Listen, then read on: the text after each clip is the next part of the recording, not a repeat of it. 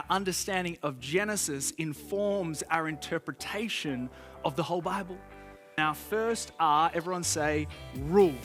The point is that we are not subject to this world. That as children of God, we are under His rule, but we must take responsibility to rule over what He's entrusted to you.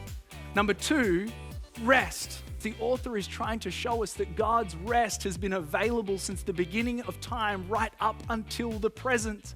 It's an invitation into His presence. So we're called to rule and we're called to rest. And we wonder why there aren't more people in church.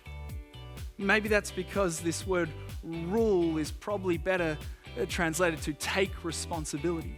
And rest is probably better translated to accept the boundaries and rule of God over our lives. Resting in God means understanding His design for our lives.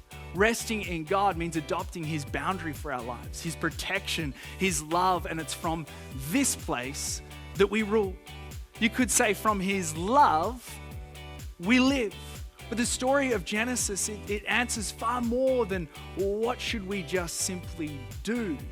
It's not all about purpose, it's also about meaning.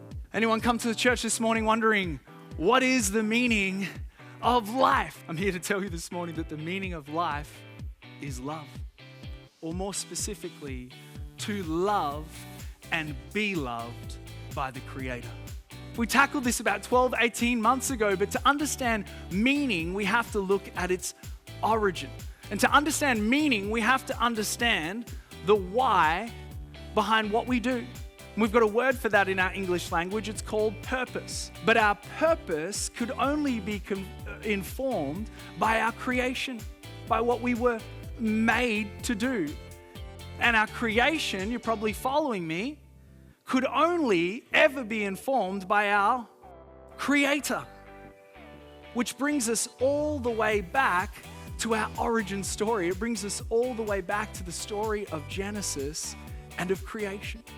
The creation story is about a good God who creates good things. We were created on purpose, for a purpose. Our purpose is unpacked throughout all of Scripture.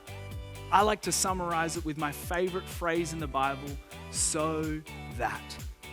God bless me so that I might bless others. We're called to have a so that kind of attitude. My question today is, how will you respond? You got to know this morning that God's presence brings life. That when we feel darkness, when we feel chaos on the inside, when we feel a void on the inside, it is simply the presence of God that brings order to the chaos. And so our response this morning should really be to seek His presence and His voice in our life.